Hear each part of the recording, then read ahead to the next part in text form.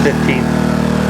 Anyway, I'm showing people how to charge their own Leaf or any electric car.